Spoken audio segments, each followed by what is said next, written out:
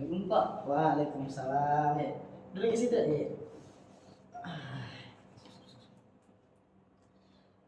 Bagaimana kabarnya hari ini, Nak? Baik, Pak. Alhamdulillah. Alhamdulillah, kalau begitu Bapak juga senang mendengarnya. Kalau boleh tahu, ada apa Bapak memanggil saja ruangan BK ini?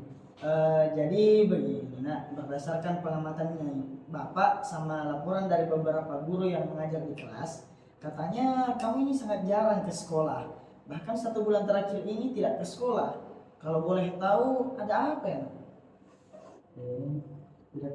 Tidak apa-apa Pak, karena kemarin saya sakit. Oh, jadi kemarin kamu sakit ya? Eh, Begini, Nak, Bapak tahu kalau sebenarnya itu bukan alasan yang tepat.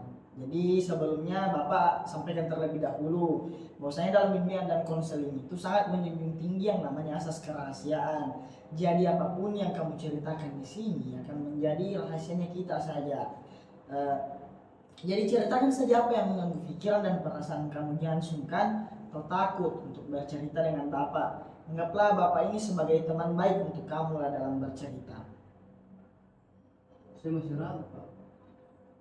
Tidak apa-apa, Nak, ceritakan saja sama Bapak apa yang kamu yang mengganggu perasaanmu. Anggap saja Bapak ini teman baikmu untuk bercerita. Jadi cerita saja, Nak, apa yang mengganggumu supaya kamu bisa lega dan nantinya Bapak juga bisa membantu.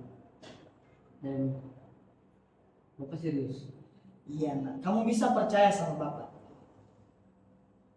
Iya Pak. Oke.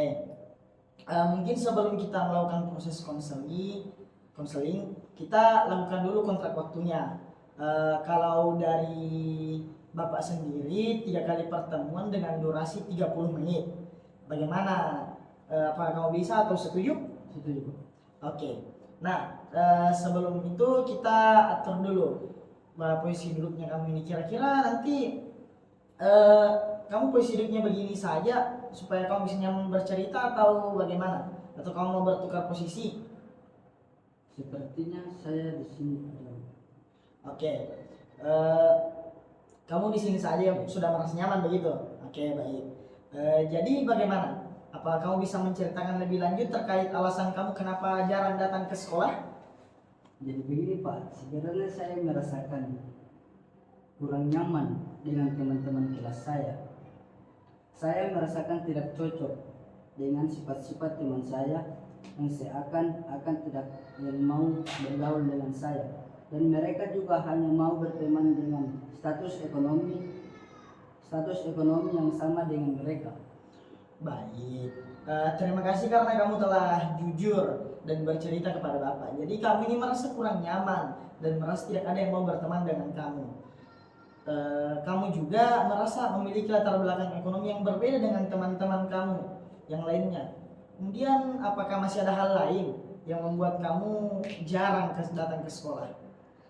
Baik Bapak, sebenarnya masih ada Pak. Saya selalu merasa sendiri di kelas dan seringkali ketika proses pembelajaran berlangsung saat saya tidak paham dengan pembelajaran dan saya tidak tahu harus bertanya pada siapa. Hal itulah yang membuat saya lebih memilih untuk tidur dari ketidakpahaman yang saya alami, jadi merasa salah jurusan sehingga minat untuk belajar saya semakin lama semakin berkurang Pak. Oke. Bapak paham apa yang kamu rasakan, bagaimana posisi kamu ketika merasa sendirian di keramaian, dan bagaimana ketidakpahaman kamu akan pembelajaran yang membuat motivasi belajar kamu berkurang sehingga kamu jarang ke sekolah. Tapi apa kamu tidak pernah mencoba untuk melakukan pendekatan dengan teman-teman kelasmu? Tidak Pak, karena saya malas berurusan dengan orang-orang dengan berbagai macam karakter. Saya juga takut akan penolakan dari teman-teman saya Pak. Oh begitu. Jadi apa kamu ingin terus-terusan berada di situasi seperti ini, tidak memiliki teman, dan juga akan berdampak kepada kehadiran dan nilai kamu di sekolah? Tentunya tidak Pak, saya juga ingin punya teman dan hidup seperti dengan anak-anak yang lain yang bisa berinteraksi dengan teman saya. Oke, Bapak senang mendengarnya. Keinginan kamu ini untuk berubah sangat besar. Jadi menurut kamu hal pertama apa yang harus kamu lakukan? Apa yang harus kamu ubah agar kamu punya banyak teman seperti yang lainnya? Menurut saya Pak, saya harus mengubah pikiran negatif saya tentang teman-teman saya. Saya juga harus berpikir positif thinking dan tidak langsung menunjuk teman saya dari tampilan luarnya. Oke, baik. Menurut kamu apakah ada hal lain yang perlu kamu lakukan? Menurut saya Pak, saya juga harus belajar untuk membuka diri terhadap teman-teman saya dan tidak sungkan untuk meminta tolong.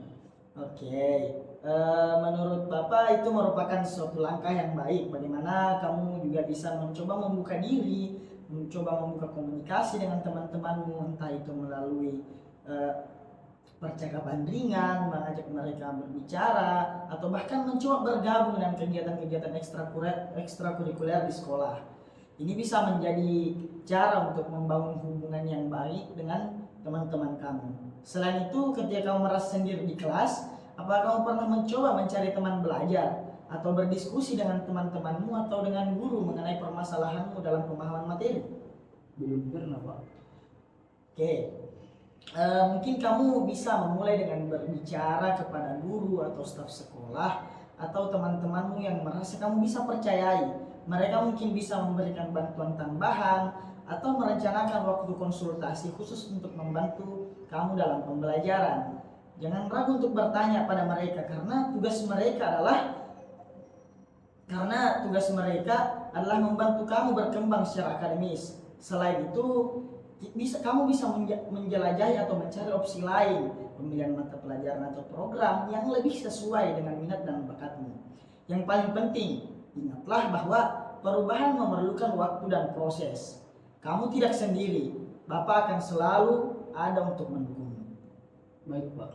Oke, kalau begitu kira-kira masih ada hal yang mau kamu sampaikan? Sepertinya sudah tidak ada Pak.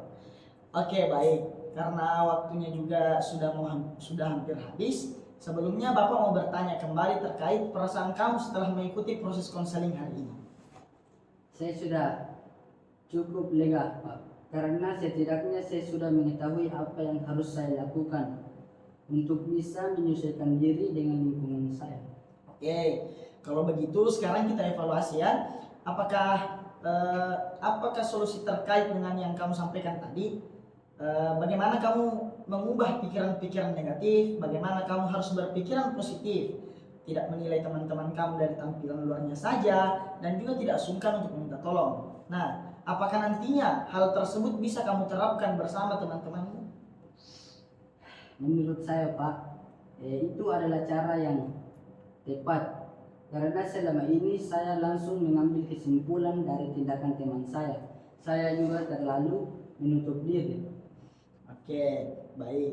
Bapak senang karena kamu sudah menyadari dan kamu tahu apa yang harus kamu lakukan.